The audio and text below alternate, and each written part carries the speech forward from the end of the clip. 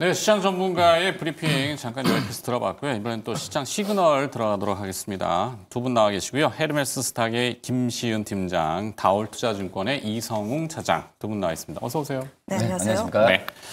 자, 오늘 또 시그널이 무엇인지 시그널은 또 김유정 아나운서가 일단 정리를 해주시겠죠? 김유정 아나운서. 네, 오늘 첫 번째 시그널 특징주는요, 이 건설 섹터에서 함께 알아보도록 하겠습니다. 정부가 2030년까지 수도권에 매년 27만 호, 총 135만 호의 주택을 공급하겠다라고 밝히면서 오늘 건설 섹터가 전반적으로 함께 강세를 보이고 있습니다. 건설주들이 집을 많이 짓기 때문에 상승하는 건 이해가 되지만 오늘 모듈러 주택 관련 종목들도 테마로 함께 상승하고 있는데요. 바로 그 이유는 지금까지 정부와 지자체는 꾸준히 저탄소와 친환경을 강조하고 있습니다. 그런데 레고처럼 집을 빠르게 지을 수 있는 모듈러 주택이 바로 탄소가 적게 들어가고 친환경이라는 점이 부각되고 있는데요. 여기와 덧붙여서 빠르게 주택을 확대하기 위할 때는 저비용과 속도전이 중요하다라는 판단하에 오늘 시장에서 모듈러 주택을 선택하고 있는 것으로 확인되고 있습니다. 과연 정부의 관련 정책 속에서 건설 종목, 건설 테마 자체가 얼마나 길게 이어질 수 있는지 함께 체크해 보도록 하시고요. 두 번째 키워드도 함께 알아보도록 하겠습니다. HJ중공업이 52주 신고가를 이어가고 있습니다. 배경에는 한미 조선 협력 프로젝트 마스가가 있는데요. 무엇보다도 HJ중공업은 국내에서 가장 많은 군함 건조 실적을 갖고 있는데요. 최근에는 미국 해군과 함께 MSRA 협약 체결이 곧 가시화될 것이다라는 기대감이 들려오고 있습니다. 쉽게 이야기한다면 HJ중공업이 미국 해군과 함께 함정 정비를 할 수 있는 기본 협약이 체결될 수 있다는 기대감이 들어오고 있는 건데요. 관련 HJ중공업 꾸준히 상승 나타날 수 있는지 지금 바로 함께 알아보도록 하겠습니다. 자, 첫 번째 정부의 주택시장 안정화 대책, 부동산 대책 이렇게 총칭해서 나오던데요. 130만 호 공급. 막 부어대는군요, 이제는. 콘크리트 박스 붓다가 이게 안 되니까 컨테이너 박스로 이제 사람들을 다 몰아넣는 것 같은데. 자, 이성웅 차장님. 자, 관련 기업이라고 해서 나옵니다. 모듈러 주택, 창의적이긴 한데, 나중에 이제 텐트 치고 자고 다 좋죠. 네. 그래도 이제 어떤 첫 정부 출범 이후에 첫 이 주택 공급 발표라고 좀 볼 수 있는데 생각보다는 좀 과감한 정책이지 않았나라고 좀 생각이 되고 있고요. 2030년까지 연간 27만 가구씩, 그러니까 135만 호 정도 예상이 되는데 최근 3년 동안에 이 공급됐던 가구 수의 거의 1.7배 정도 되는 상황이라고 좀 볼 수 있겠고요. 그렇기 때문에 지금 이제 건설 주가도 그렇고 경기는 아직까지는 좋다라고 좀 단언을 할 수는 없죠. 솔직히 제가 본다고 하더라도 지금 건설 쪽에서의 주가는 금리 또 그리고 정부 정책 이 부분이 가장 큰 어떤 밑거름이라고 볼 수 있겠는데 하지만 이 부분이 조금씩은 이제 완화되는 구조로 가고 있죠. 금리 인하에 대한 얘기는 나오고 있는 상황이고 이번처럼 이제 9월 7일 대책처럼 이 정부의 정책도 과감한 시점에서 이 건설 쪽에서의 경기가 이제 바닥을 다지는 과정으로 가지 않냐라고 좀 얘기는 하는데 하지만 그 전에도 이런 시그널도 있었지만 이 건설 기업들의 주가가 반등하는 부분 반짝했던 부분이 좀 있었거든요. 네. 그러기 때문에 지금 이제 건설 오늘 좀 기업들의 특히 이제 시멘트나 어떤 건자재 쪽에서의 기업들이 좀 반등하는 모습 보여주고 있는데 제가 본다고 하더라도 전체적인 이 큰 대형 건설사들의 주가가 먼저 좀 잘 가지고 이 부분이 꾸준한 랠리가 있어야 건설 쪽에서의 이 기본적인 상승 여력은 계속 지속될 수 있지 않을까라고 좀 판단이 좀 되고 있고요. 주가적인 측면에 최근에 본다고 하더라도 이 건설 쪽에서 기업 산업에 어떤 큰 엣지가 없는 것 같아요. 네. 앞서서 말씀드렸다시피 금리나 이런 정부 정책 좀 약간 러프하게 계속 가는 수준이었고 원자력이나 또 이제 가스전 해외 수주 이런 좀 엣지 있는 부분이 좀 부족한 상황이기 때문에 오히려 이런 기업 엣지가 좀 있는 그런 좀 모멘텀이 있는 기업들을 살펴볼 필요가 분명히 있지 않을까라고 좀 판단됩니다. 네. 대책은 나왔고 다만 노멀하고 두루뭉술까지는 아닙니다. 하여튼 근데 어찌됐건 뭐 섹터에 대한 기대감 뭐 이런 심리로 좀 자극은 되고 있지만 이게 지속적일 거냐 뭐 그리고 또 임팩트라고 하는 효과가 굉장히 강하다라고 한다면 좀 장기적으로 봐야 되겠죠. 그러니까 전략이 필요합니다. 건설 섹터 그리고 또 뭐 일부 개별 이슈지만 모듈러 주택 모르겠습니다. 하여튼 그거에 대한 평가를 내주시죠. 저는 이제 그 대형 건설사들보다도 오히려 이런 그 대책이 나왔을 때 모듈러도 그렇지만은 저는 기본적인 뭐 시멘트나 네. 이런 건설사에 대한 기업들을 좀 관심 있게 봐야 되고 저는 가장 큰 게 원전일 것 같거든요.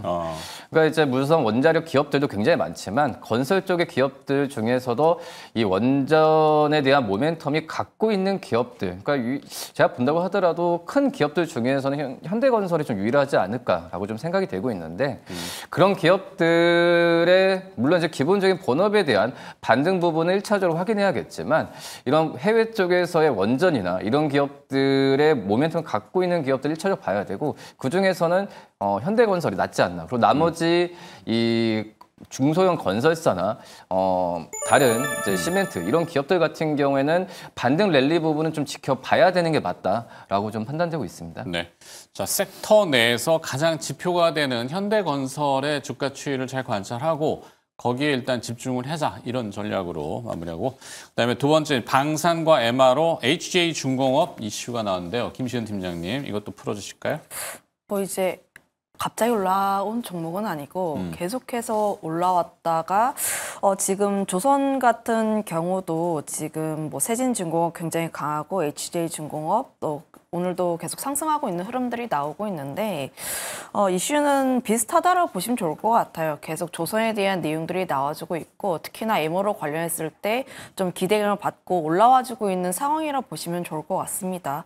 그렇게까지 특별한 이슈가 갑자기 나왔다 이런 건 아니고 수급에 의해서 계속해서 올라오는데 지금 수급 같은 경우도 보시면 사실 조선 전반적으로 다 올라가는 상황들은 아니라고 보시면 좋을 것 같아요. 조선 같은 경우에도 지금은 수급이 조금씩 나뉘고 있는 상황이라고 보시면 좋을 것 같은데 그 안에서도 좀 가볍고 탄력적으로 움직일 수 있는 종목군들의 수급이 조금 더 많이 몰리는 경향들이 많다 보니까 여기서 HJ중공업이 좀 선택을 많이 받았다라고 보시면 좋을 것 같습니다. 다만 단기적으로 보게 되었을 때 단기입니다. 이제 대의에 대한 부분이라 보시면 좋을 것 같은데 세진중공업과 HJ중공업이 수급에 대한 순환매 흐름들이 서로 주거니 받거니 하는 흐름들이 나와주고 있다라 보시면 좋을 것 같아서 약간의 윗꼬리가 나오긴 약간 윗꼬리라고 보긴 뭐하지만 그래도 조금의 이제 수급이 이전 대비했을 때 더딘 것은 세진중공업의 수급을 일부 뺏겼지 않을까 이렇게 보시면 좋을 것 같습니다. 네. 자, 그러면 전략은 어떻게 돼요? 이게 베개버 방산과 MRO는 또 이것도 반복적인 이슈인데 건설은 오늘 조금 특이했었고 근데 건설, 부동산 대책도 이미 예고된 바 몰랐다고 하기는 그렇고 자, 방산과 MRO는 반복적으로 자주 나오는 이슈긴 한데 오늘 전략은 어떻게 가져가죠?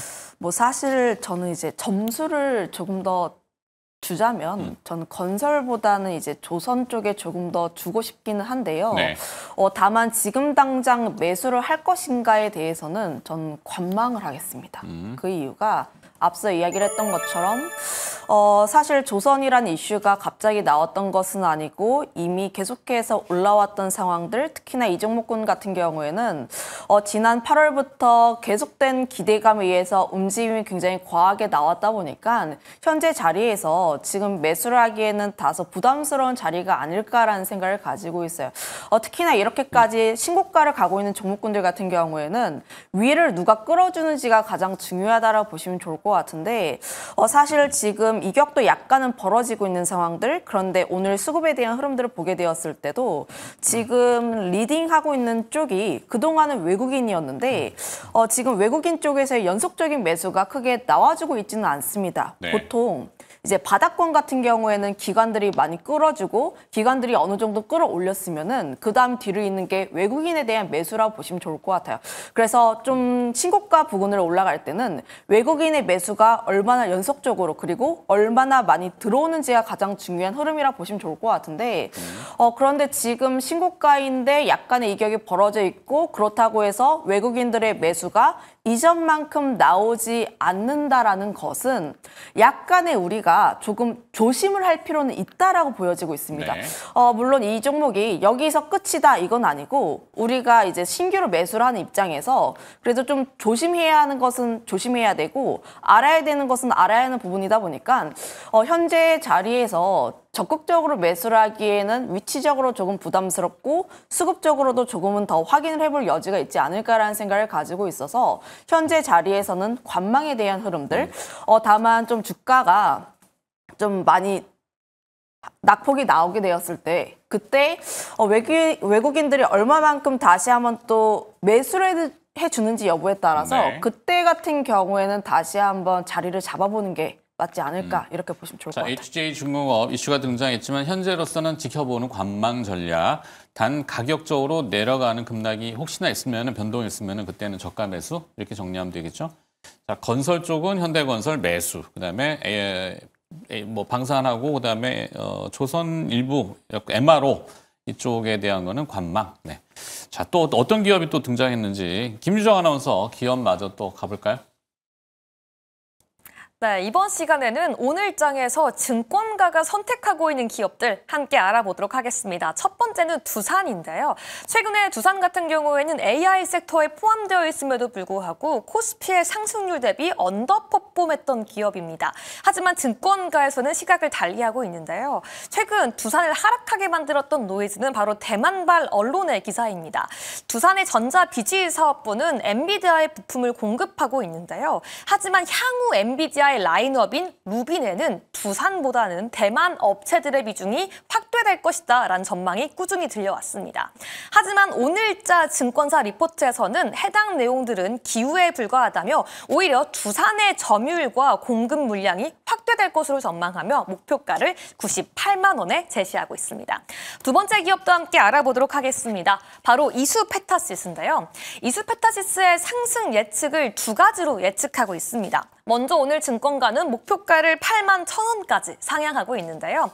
무엇보다 AI 반도체가 점점 고성능화되면서 고다층 PCB 수요가 늘어나고 있습니다. 증권가에서는 이수페타시스가 해당 분야의 업계 탑티어라고 평가하고 있습니다.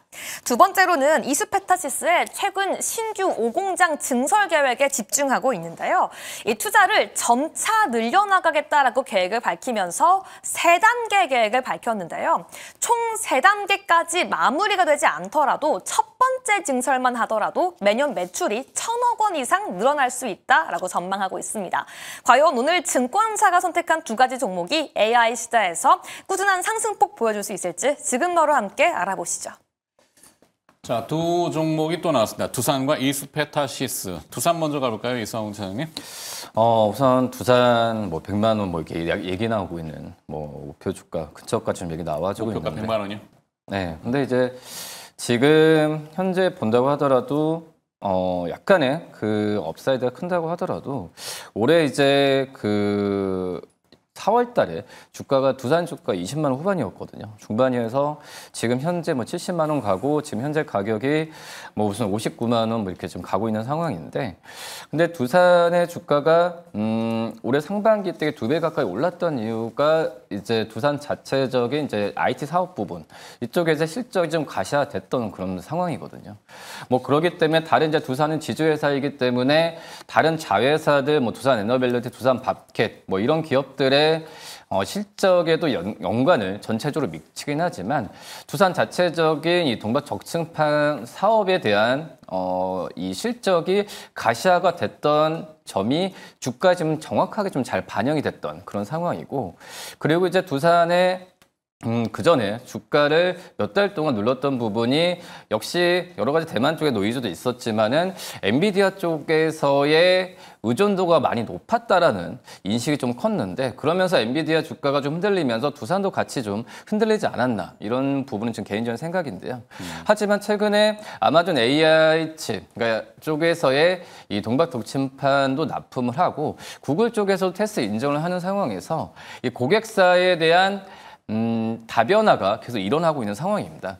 뭐 그렇기 때문에 올해도 두산의 어떤 지주회사이지만 자회사에 대한 실적을 합친다고 하더라도 연간 연초에 예상했었던 이 매출의 2조 원 이상까지는 달성 가능성이 굉장히 좀 높은 상황이고, 그리고 두산이 이 동박 정치판 쪽에서의 영업이익률이 10% 이상 나오거든요. 그만큼 이제 여러 자회사들 사업 부분을 가지고 있지만 돈 되는 쪽으로의 사업 부분을 크게 좀 강화하는 모습을 지금 보여주고 있는 상황에서 이 두산이 지주회사지만은 이 IT 사업 부분 쪽으로의 실적이 가시화됐을 때 정말 이 증권사를 제시하는 목표 주가에 대한 가능성은 저는 충분히 있다라고 판단되고 있습니다. 뭐 그렇기 때문에 저는 두산 현재 시점에서는 최근에 많이 언더 퍼폼한 상황에서 저는 매수 관점을 가져가도 나쁘진 않다라고 판단됩니다. 네, 매수 관점으로. 두산은 저기 뭐 많아요. 그렇죠. 원전도 있고 건설도 있고 그다음에 또 뭐 중장비까지 하고 거기에 또 반도체까지 돼 있어가지고 복합적인 거 이게 장점일 수도 있고. 자, 일단은 매수 지주사지만 매수 이렇게 주셨고 그다음에 두 번째 이스페타시스는 어떻게 할까요? 저도 매수 의견을 매수? 드리고 싶은데요. 일단 뭐 반도체 전반적인 긍정에 대한 의견을 먼저 드리고 싶고요. 사실 이스페타시스가 항상 단골 종목이었습니다. 저희가 이런 코너를 진행하게 되면서 계속해서 나왔던 종목 중 하나라고 보시면 좋을 것 같은데, 제가 항상 그때마다 이야기했던 것은 산업에서의 경쟁력이 얼마나 있는가를 가장 중요하지 않을까라는 생각을 가지고 있어요.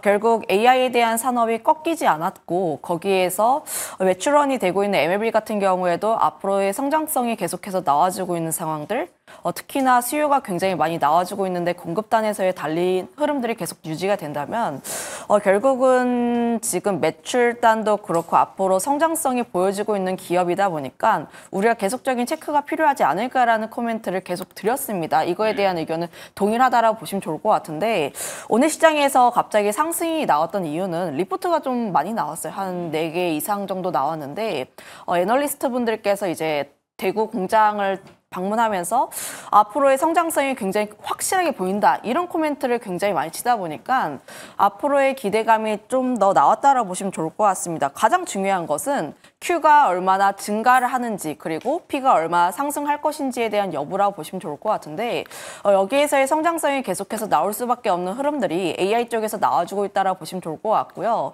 경쟁사에서도 증설을 진행하고 있는데 그럼에도 불구하고 지금 수요 자체가 워낙 많다 보니까 그거에 대한 흐름들을 쫓아갈 수 없다라고 보시면 좋을 것 같습니다. 그러면 여기서의 사이클이 끝나지 않았다라고 가정을 하면 앞으로의 주가 상승세는 추가로 더 나올 수 있지 않을까라고 보시면 좋을 것 같은데, 다만 한 가지 걸리는 것은 이 종목 같은 경우에는 올라갔을 때 매수를 하시기보다는 약간 횡보하거나 눌림이 나왔을 때 매수를 하시는 게 조금은 더 정신 건강에 좋지 않을까라는 생각을 가지고 있어요. 정신 건강까지? 이게 사실 주식하는 입장에서 보시면 내 종목 지금 사면 내일 5% 오르고 내일 모레 10% 올라갔으면 하는 게 사실 사람의 마음입니다. 네.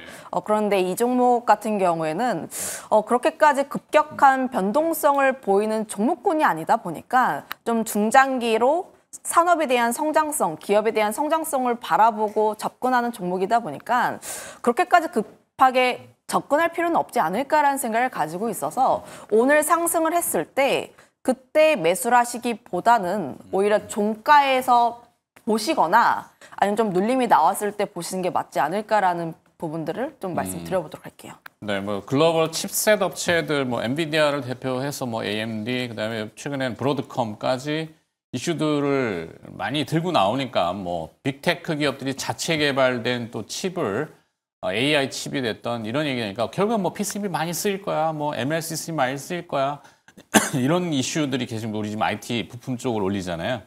아마 그래서 이스페타시스도 그런 이 리포트가 좀 나온 것 같고. 매수 의견? 네. 오케이. 자, 또 기업 가봐야겠습니다. 어떤 기업들 있는지 김유정 아나운서 또 기업 오프닝 해주시죠. 네, 마지막으로는 오늘장 희비 교차 기업들 함께 알아보도록 하겠습니다. 먼저 세진중공업이 오늘도 52주 신고가를 이어가면서 증권가에서는 21,000원까지 목표 주가를 제시하고 있는데요. 크게 두 가지로 그 이유가 손꼽히고 있습니다. 글로벌적으로 친환경 선박에 대한 수요가 급증하고 있는 가운데 고부가 가치를 만들어낼 수 있는 탱크선을 기반으로 수익성이 올라갈 수 있다라고 전망하고 있는데요. 증권가에서는 세진중공업에 대해서 조선업 호황 속에 창사 이래 최대 실적을 기대하고 있다고 평가하고 있습니다. 이 두 번째로는 세진중공업이 HD 한국조선해양 관련 그룹주들의 부품을 납품하고 있는데요. 미국 해군과 한국 방위상업청의 MRO 기대감 속에서 세진중공업이 직접적인 수혜주로 손꼽히고 있습니다. 다음 종목도 함께 알아보도록 하겠습니다. 지난주 금요일 CJ E&M에 대한 기대감이 커졌는데요. 바로 박찬욱 감독의 신작 어쩔 수가 없다의 기대감 때문이었습니다. 하지만 안타깝게도 주말 사이 베니스상이 불발되었는데요.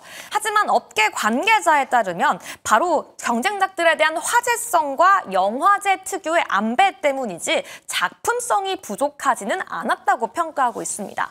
오늘장에서는 4%대 하락하고 있는 모습 보여주고 있지만 이미 해외 매출 대부분을 차지하는 판권은 판매가 완료되었으며 계약까지 확인되고 있는 가운데 아시아 부분 어워즈에서는 콘텐츠 부분에서 2관왕을 차지하는 모습 보이기도 했는데요. 과연 CJ E&M 오늘은 하락하고 있지만 추가 상승 기대할 수 있는지 지금 바로 함께 알아보시죠. 네. 자, 첫 번째 기업 또 다른 새롭게 등장한 이성훈 차장께는 세진중공업 맥거리일에 9일 연속 상승. 네, 주주들 입장에서 좋아할 만한 아까 우리 김시은 팀장이 얘기했던 자 일단은 그 승자 독식 뭐 이렇게도 표현을 하고 버티면은 결국에는 그 시장을 먹는다. 뭐 틀린 말은 아니겠죠. 자, 세진중공업은 어떻게 전략가입니까?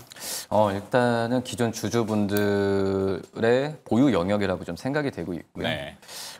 지금 세진중공업도 그렇고 앞서서 저희 HJ중공업도 그랬지만 오랜만에 이제 조선 기자재 기업들의 주가가 일반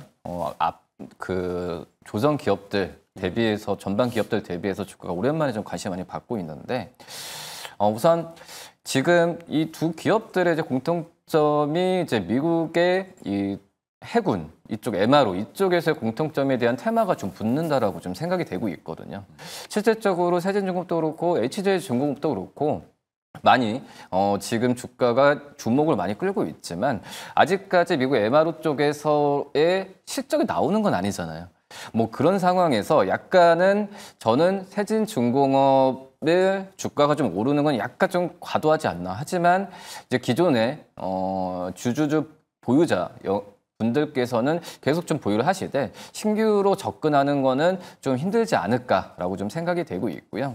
일반적인 전반 기업들 같은 경우는 지금 이제 2년 전에 2022년에 수주를 많이 받은 걸로 실적이 되면서 주가가 안정적으로 좀 가고 있지만 지금 물론 세진중공업도 굉장히 좋습니다. 사업 영역이나 이 데크하우스나 이 시장 점유 또 고객사가 있다는 점에서 봤을 때는 오히려 HJ중공업보다는 세진중공업에 점수를 좀 주고 싶은 그런 상황이지만 주가적인 측면에서는 지금 많이 좀 오른 측면이 좀 있기 때문에 저는 세진중공업 신규 접근보다는 약간 관망으로 좀 말씀을 드리고 그리고 오히려 지금 세진중공업의 영업이익률이나 이런 수주적인 본업 가치를 본다고 한다면은 우상향으로 계속 갈 가능성이 굉장히 크거든요. 그렇기 때문에 주가가 약간 조정을 받았을 때의 매수 관점을 좀 말씀드리도록 하겠습니다. 네. 자 일단은 뭐 오늘 솟았기 때문에 뭐 따라가는 건 의미는 크진 않을 것 같고. 네. 좀 밀리면은 계속 관심을 두는 일단 시세가 솟았기 때문에 그거는 뭐 나의 존재감을 피력했죠. 세진중공업. 자, 두 번째는 또 CJ E&M입니다. 이게 아픈 손가락이 돼버렸는데 사실 이벤트 드리븐을 조금 저희가 예상을 해서 무난하게 베니스 영화제에서 수상을 하지 않을까? 확률적으로 이게 막 돌려봤었거든요. 근데 아쉽게도 무관에 아무것도 못 받았어요. 내년에 뭐 이제 오스카 또 뭐 도전한다 그러는데 그건 그 내년이고. 예, 자 이번에 국내 흥행은 또 무난할 거라는 얘기들이 있기 때문에 추석 때 다가와서 24일 날 국내 개봉이거든요. 어쩔 수가 없다. 어떨까요? 흥행은 되지 않을까라고 개인적으로 생각은 하고 있는데 그 이유가 9월 24일에 개봉을 하는데 그때가 마지막 주 수요일이라서 또 영화를 싸게 볼 수가 있습니다. 네. 한 이제 몇천 원대로 볼 수 있는 부분들인데 예전에 좀비딸 같은 경우에도 그때 개봉하게 되면서 흥행을 엄청 하면서 관련 종목군들의 급등세가 나왔던 부분들이 있기 때문에 흥행은 그래도 하지 않을까 플러스로 또 추석에 대한 이벤트가 어느 정도 예정이 되어 있어서 기대감은 이제 물론 오늘 주가의 하락이 나오더라도 그때가 변곡점이지 않을까라는 생각을 가지고 있어요. 다만 흥행 같은 경우에는 이제 그날 개봉한 첫날에 사람은 많이 모을 가능성이 굉장히 높다고 생각을 하는데 네. 흥행은 잘 모르겠다입니다. 사실 이제 콘텐츠가 우리나라에서 성공하면 세계적으로 흥행한다 할 정도로 우리나라 사람들의 눈이 굉장히 높습니다. 맞아요. 이제 뭐 언론들에서도 흥행 기대작이다 혹은 굉장히 재미가 있을 것이다 이런 내용들이 돌더라도 사람들이 한번 봤을 때 재미가 없으면 그대로 흥행 참패하는 영화들이 굉장히 많아요. 그래서 그때가 사실 변곡점이지 않을까라는 생각을 가지고 있고 그때 저도 영화를 보고 판단을 해야 할 필요가 있지 않을까라는 생각을 가지고 있는데 지금 가장 중요한 것은 결국 굉장히 재밌어야 할 것, 그리고 사람들의 기대치보다 훨씬 더 재밌어야 할 것이 현재로서는 붙고 있는 상황이라 보시면 좋을 것 같아요. 네. 그래서 지금 사실 물려 있으신 분들 같은 경우에는 약간 좀 마음이 쓰릴 수는 있습니다만 저는 이제 9월 말이 되기 전에 그때부터 또 언론 플레이라든지 혹은 기사들이 나올 겁니다. 네. 뭐 기대한다 혹은 이제 예매율이 몇 %다 이런 내용들이 나올 수가 있는데 그때 주가가 오를 가능성은 높습니다. 그런데 76,000원 라인대를 돌파하는지는 봐야 할 필요가 있다라는 점들. 그 이유가 지난주 월요일에 이런 이제 기대감에 의해서 주가가 올라왔던 라인대가 75,000원, 6,000원 라인대라고 보시면 좋을 것 같아요. 그런데 그거에 대한 기대감이 하루 정도로 좀 꼬꾸라졌다라고 보시면 좋을 것 같아서 이 라인대를 또 어떻게 뚫어가는지 여부가 가장 중요하지 않을까라는 생각을 가지고 있어서 결국 단기적인 목표가 같은 경우 흥행을 했을 때 목표가 같은 경우에는 76,000원 라인대를 또 어떻게 뚫어내는지 여부가 가장 중요하지 않을까라는 생각을 가지고 있어서 그때가 단기적으로는 이제 가장 중요하지 않을까라는 생각을 가지고 있고요. 사실 그때 흥행을 한다라는 내용들이 돌게 되었을 때 CJ ENM보다는 사실 다른 콘텐츠 관련 종목군들의 변동성이 더 클 가능성이 높습니다. 네. 뭐 스튜디오 밀리라든지 이제 그동안 좀 콘텐츠 하면 움직였던 작은 중소형 종목군들 물론 무슨 상관이 있냐 이런 얘기가 나올 수가 있긴 한데 사실 우리나라 같은 경우에는 크게 연관성이 없어도 이제 이슈가 나오면 좀 이제 그와 연관되어 있는 섹터의 종목군들이 함께 변동성을 띠는 가능성이 높다 보니까 좀 그동안 수급적으로 들어왔던 종목군들 혹은 이제 그런 종목군들이 조금은 더 낫지 않을까 신규로 접근하시는 분들 같은 경우에는 그런 부분들까지 말씀드려보도록 하겠습니다. 네, 아주 탄력성이 있는 기업은 아니었고 사실 그 뭐 어쩔 수가 없다라고 하는 영화의 기대감으로 주가가 올랐는지는 애매하거든요. 만약에 그거의 기대감으로만 올랐다면은 거품은 다 빠지겠고, 근데 그 기대감이 얼마나 녹아 있는지는 저도 판단 내리기는 좀 어려워서 참 애매한 상황이긴 하네요. 네, 그래서 관망. 네, 그죠? 건망. 콘텐츠가 사실 투자하기는 어려운 섹터입니다. 알겠습니다. 자, 오늘 또 시장 시그널과 기업들 분석하는 데 도움 주신 두 분이고요. 헤르메스 스타의 김시훈 팀장과 다월투자증권 이성웅 차장이었습니다. 고맙습니다.